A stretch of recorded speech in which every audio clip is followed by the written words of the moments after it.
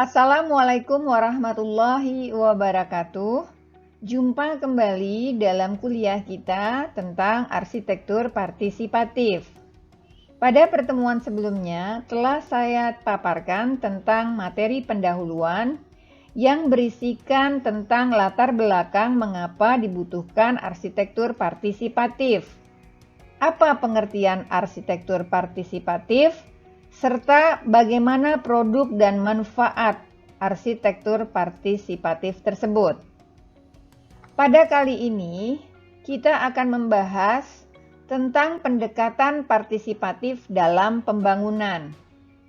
Materi ini akan disampaikan dalam 2 video. Pada bagian ini, kita akan mulai dengan 3 model pembangunan. Ada 3 model pembangunan, terutama di Indonesia. Yang pertama adalah pembangunan yang berorientasi pada pertumbuhan. Yang kedua, pembangunan yang berorientasi pada kebutuhan dasar. Dan yang ketiga, pembangunan yang berpusat pada manusia atau people center. Selanjutnya akan kita perjelas satu persatu dari model pembangunan ini.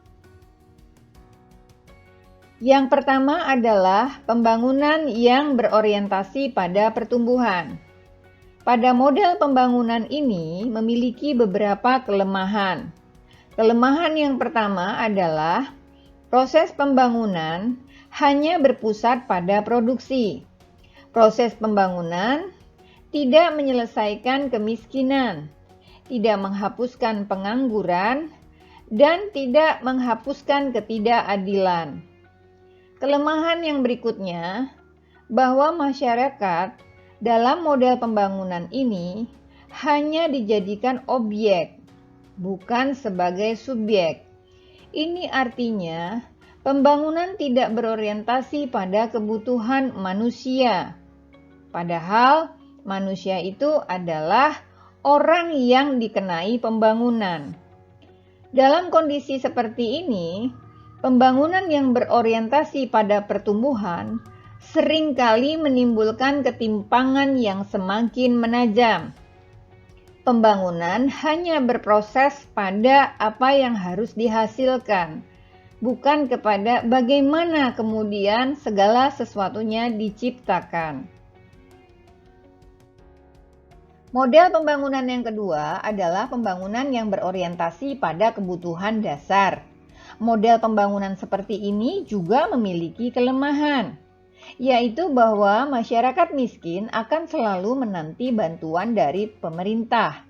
Mengapa ini bisa terjadi? Karena pada hakikatnya pembangunan seperti ini hanya dalam rangka untuk memenuhi kebutuhan dasar semata. Pembangunan tidak berorientasi pada keberlanjutan dari pemenuhan kebutuhan tersebut. Akibatnya, ketergantungan dan ketidakmandirian masyarakat akan semakin besar. Demikian pula beban anggaran pemerintah. Model pembangunan yang ketiga adalah pembangunan yang berpusat pada manusia atau people center. Apakah model pembangunan seperti ini memiliki kelemahan? Pada kenyataannya, model pembangunan seperti ini dapat mendorong masyarakat untuk berpartisipasi secara nyata dalam berbagai aktivitas kehidupan mereka.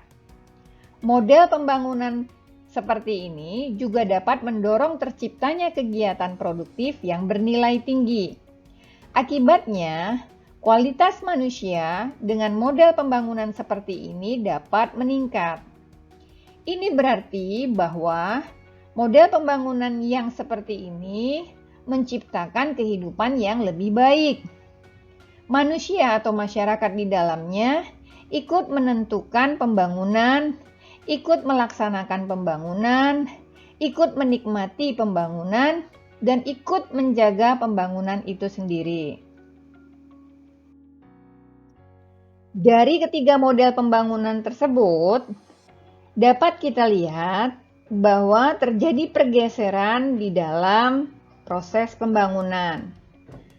Pembangunan yang semula bersifat sentralistik di mana masyarakat memiliki ketergantungan yang sangat tinggi, berubah menjadi pembangunan yang desentralistik, di mana masyarakatnya menjadi lebih mandiri.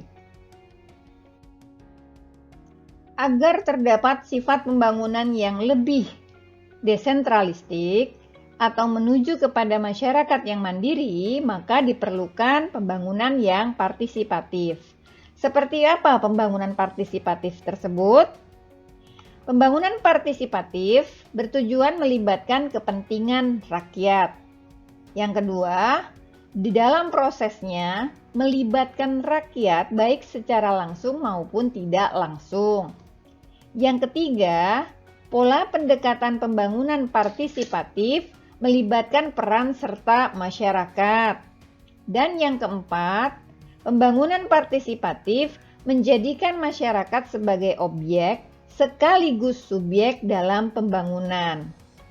Terkait tentang pembangunan partisipatif ini akan dilanjutkan dalam video selanjutnya. Demikian, selamat pagi, siang, sore, dan malam. Assalamualaikum warahmatullahi wabarakatuh.